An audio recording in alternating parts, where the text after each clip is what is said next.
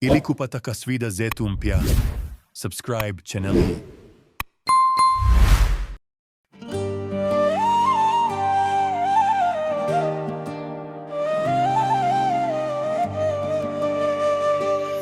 Ewe dada Muislamu, sikiliza kwa makini. Josho la nifasi ni faradi ndani ya dini.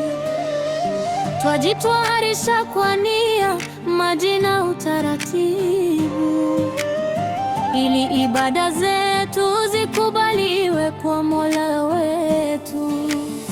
Baada ya kujifungua siku 40 damu hutoka. Hapo ibada kwako si sahihi, kwani uhesabiwa upo kwenye nifasi. Damu ikikoma kwa nia na utaratibu, mwili usafishwe. Ni wajibu kujitwarisha kwa haraka, ili urejee katika ibada zako. Anza nuia moyoni kwa utulivu, na wito twararata mina nifasi. Ninakoga kuondoa nifasi kwa ajili ya Mola. Hiyo ni nia ya nifasi. Nia ndio msingi wa kila ibada. Nia ndio ya kwanza, kisha utaanza kuoga kwa utaratibu uloelekezwa. Osha mikono yako kwanza kwa utaratibu kama watawadha, kisha safisha sehemu za siri kwa usahihi, josho liwe kamili. Usafi huanza kwa hatua hizi, kisha malizia zingine, ndipo uendelee na ibada yako ya kujitwarisha mwili. Fanya udhu kama ule wa swala, na maji yasinajisike. Uso, mikono, kichwa na miguu kwa mpangilio kama udhu wa swala. Hii ni sunna njema iliyofundishwa kwa atakaye kuifuata.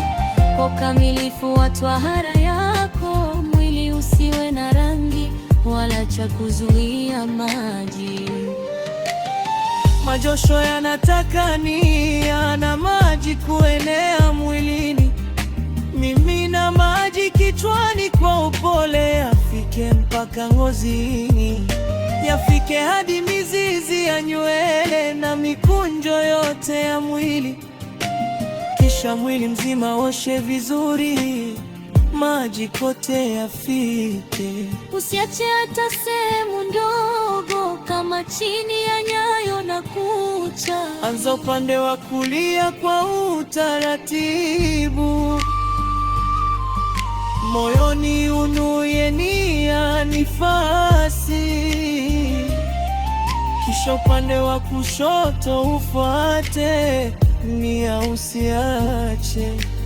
Hapo josho lako litakamilika, utakuwa safi kwa ibada zako.